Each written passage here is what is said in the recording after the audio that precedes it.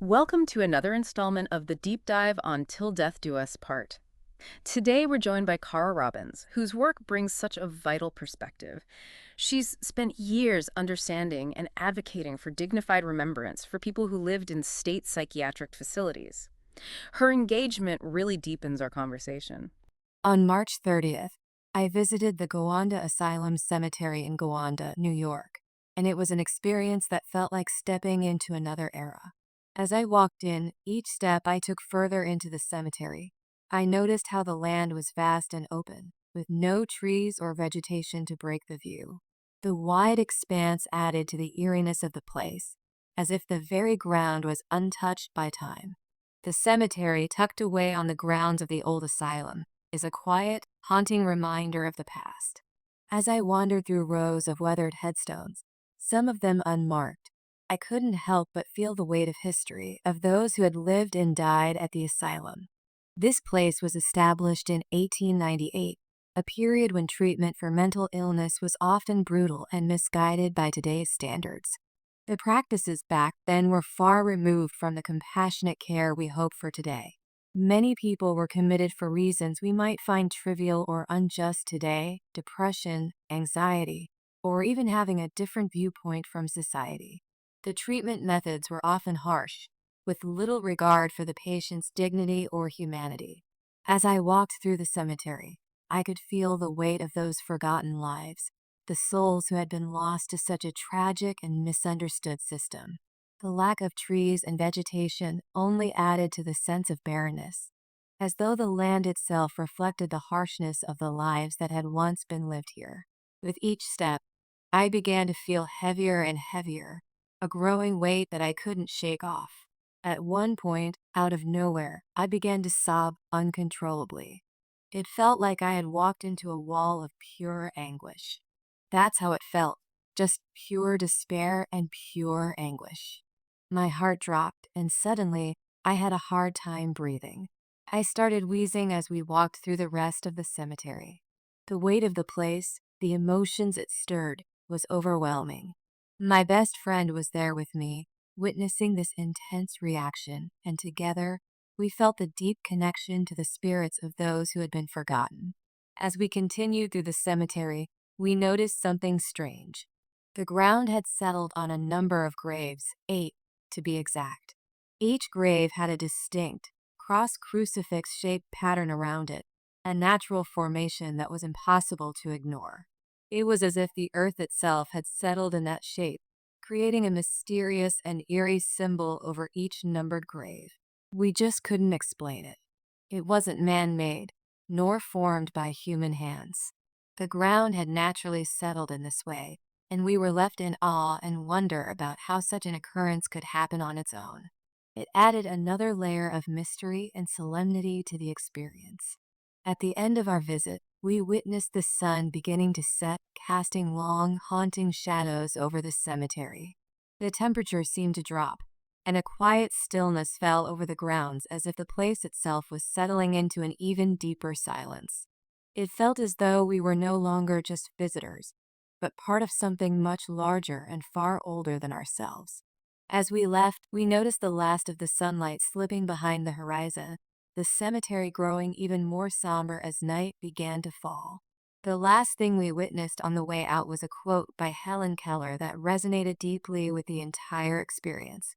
It said, "Death is no more than passing from one room into another.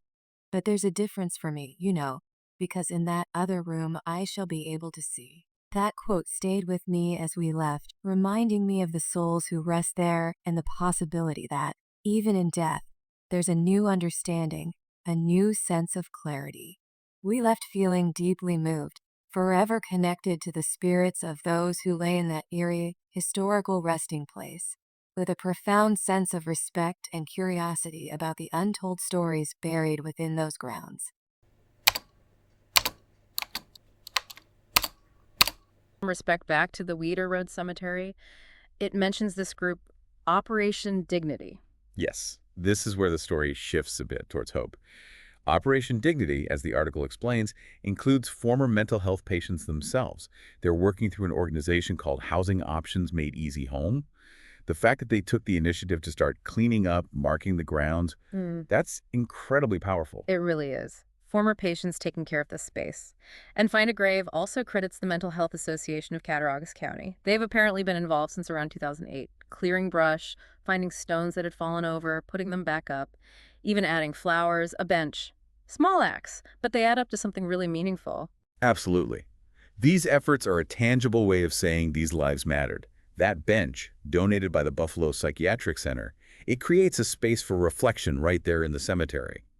And the news article puts this in a wider context, too, mentioning a huge restoration project in Georgia for a 30,000-plot cemetery. So this isn't just a Gowanda issue, it's national. That's good to know. And it's encouraging that the National Association of State Mental Health Program Directors is calling for all states to restore these cemeteries. Kathy Lynch, from the New York State Office of Mental Health, is quoted in the article.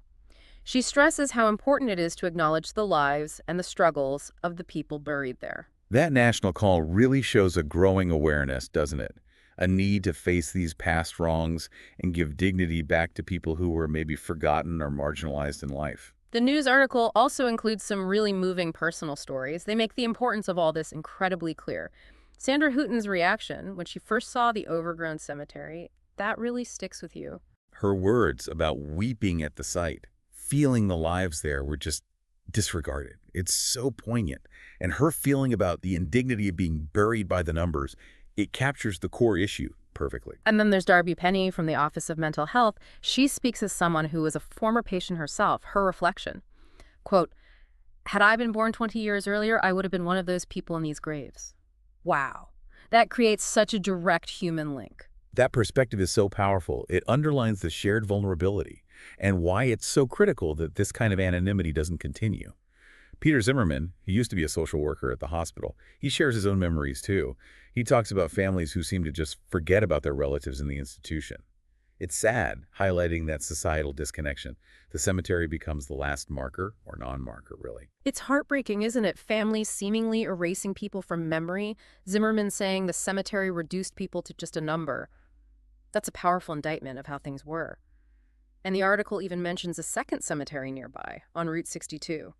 Flat-numbered stones, often hard to read, just reinforcing that the challenge of remembrance is ongoing. That second cemetery really shows the scope of the problem. There's so much work still needed, both physically restoring these places and making sure everyone buried there is properly memorialized somehow. Finally, the article touches on something important about who was institutionalized back then. It wasn't always what we'd consider mental illness today. That's a crucial point. People with conditions like Alzheimer's, epilepsy, even alcoholism, they could end up institutionalized in the past. So the stories behind those numbered graves are probably even more varied, more complex than we might first think. It just brings us back to that central theme, the denial of identity and death, driven by the stigma around being institutionalized, whatever the reason. So as we kind of pull back and reflect on everything we've discussed, we see this stark contrast in memorial practices. The neglected state of the Gowanda Cemetery for so long, the devastating loss of records, but also these really heartening ongoing efforts to restore dignity. It definitely pushes us to ask some big questions, doesn't it? Yeah. What does it say about us as a society if we let a whole group of people be forgotten, made anonymous, even in death?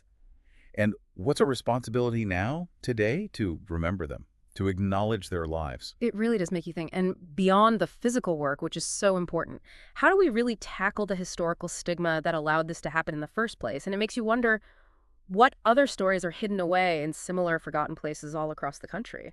It's a powerful reminder, I think, that facing our collective past, even the difficult parts, the uncomfortable parts, it's absolutely essential if we want to build a more compassionate future for everyone. If you like what you heard today, become an official sponsor of our show. Contact us at erosdust, that's still death do us part, @gmail.com.